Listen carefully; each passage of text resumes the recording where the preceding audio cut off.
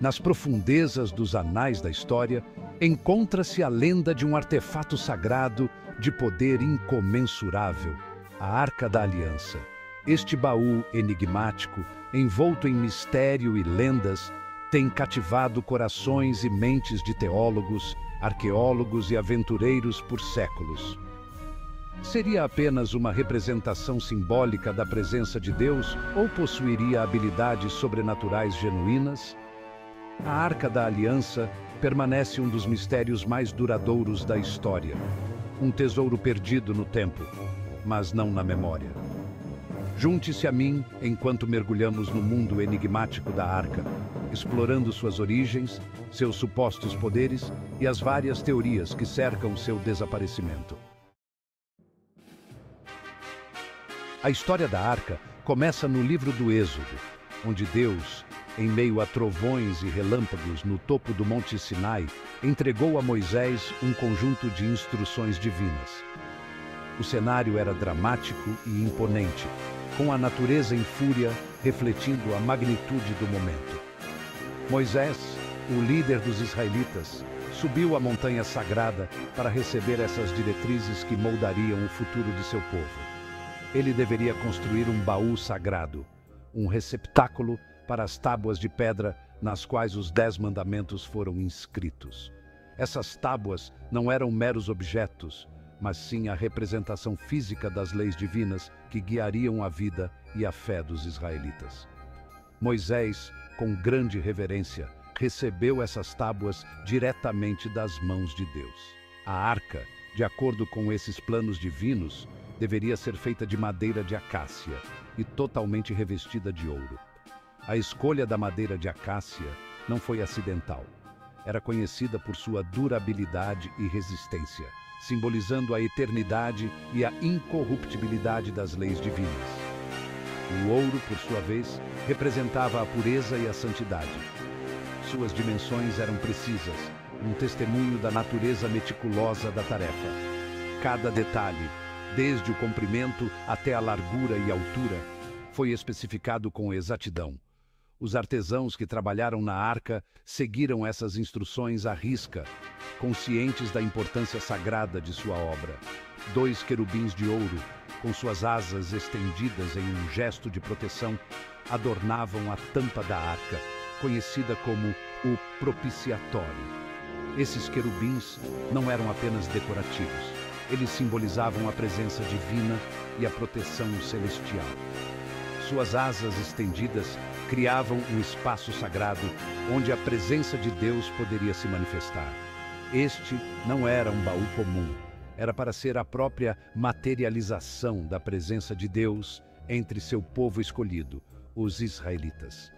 A Arca da Aliança, como ficou conhecida, tornou-se o centro da vida religiosa e espiritual dos israelitas. Em suas jornadas pelo deserto e nas batalhas que enfrentaram, a arca era sempre levada à frente, um símbolo constante da aliança entre Deus e seu povo. A construção da arca foi um marco na história dos israelitas, um lembrete tangível de que Deus estava sempre com eles, guiando e protegendo. A Arca da Aliança não era meramente uma relíquia religiosa, mas um símbolo de poder e mistério que transcendeu gerações. Era uma figura central em vários eventos cruciais na história israelita, sendo reverenciada e temida por todos que a conheciam. Carregada para a batalha por sacerdotes, acreditava-se que a arca imbuía os israelitas com força e proteção divinas. Os sacerdotes, com grande reverência e cuidado, levavam a arca à frente das tropas, acreditando que sua presença garantiria a vitória. O livro de Josué relata a queda de Jericó, onde a arca, carregada ao redor das muralhas da cidade por 7 dias, desempenhou um papel fundamental em seu colapso milagroso. As trombetas soaram e, no 7º dia, as muralhas caíram, demonstrando o poder divino que a arca possuía. Da mesma forma, durante o conflito dos israelitas com os filisteus, a presença da arca no campo de batalha infundia medo e admiração nos corações de seus inimigos. Os filisteus, ao verem a arca, tremiam de medo reconhecendo o poder que ela representava. No entanto, o poder da arca era uma faca de dois gumes. Seu poder não era apenas uma bênção, mas também uma maldição para aqueles que a desrespeitavam. Quando mal manuseada ou desrespeitada, ela trazia consequências devastadoras, como evidenciado pela praga que atingiu os filisteus quando capturaram a arca. A praga trouxe sofrimento e morte, mostrando que a arca não podia ser tratada levianamente. A história da Arca da Aliança é um lembrete poderoso do respeito e reverência que os objetos sagrados exigem e das consequências que podem advir quando esse respeito é quebrado. A arca permanece um símbolo de triunfo e terror, uma relíquia que continua a fascinar e assombrar a imaginação de todos que ouvem suas histórias. Seção 4. Desaparecida. O enigma da Arca Perdida. Após seu papel central na história israelita, a Arca da Aliança aparentemente desapareceu no ar. Seu desaparecimento coincide com a destruição do Templo de Salomão em Jerusalém pelo rei babilônico Nabucodonosor II em 587 a.C. A própria Bíblia não oferece nenhum relato definitivo sobre o destino da arca, levando a séculos de especulação e inúmeras teorias. Alguns estudiosos acreditam que a arca foi destruída pelos babilônios, enquanto outros afirmam que ela foi escondida antes da destruição do templo, sua localização mantida em segredo até hoje. A falta de evidências concretas só aumenta o mistério, transformando o desaparecimento da arca em um dos maiores enigmas não resolvidos da história. Seção 5. A reivindicação da Etiópia. Lenda da Arca da Aliança. Entre as inúmeras teorias que cercam o paradeiro da arca, uma se destaca por sua audácia e pela crença duradoura que inspira a alegação de que a arca reside na Etiópia. Esta teoria não é apenas uma história contada ao longo dos séculos, mas uma crença profundamente enraizada na cultura e na história etíope. A ideia de que a Arca da Aliança, um dos artefatos mais sagrados e misteriosos da história, poderia estar escondida em um canto remoto da África, cativa a imaginação de muitos. Essa crença deriva do Quebra-Nagast, a epopeia nacional da Etiópia, que relata como Menelik I, o suposto filho do rei Salomão e da rainha de Sabá, trouxe a arca para a Etiópia. O Quebra-Nagast é um texto antigo e sagrado que desempenha um papel crucial na identidade nacional etíope.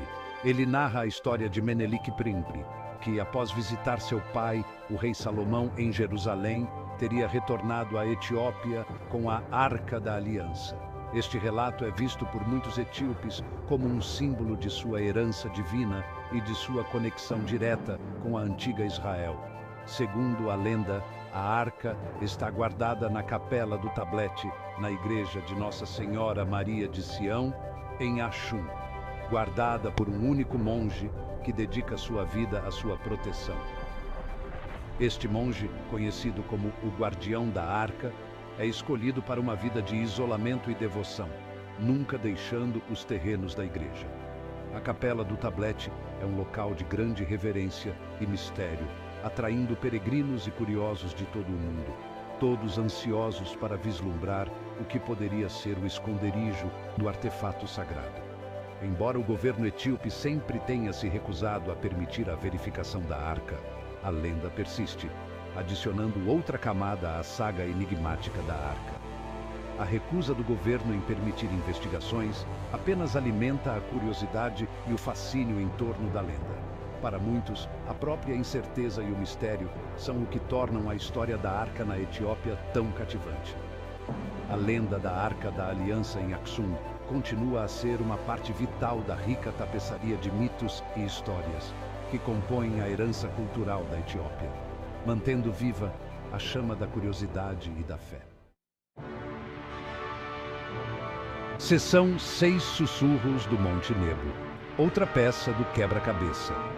Outra teoria intrigante aponta para o Monte Nebo, na atual Jordânia, como o local de descanso final da arca.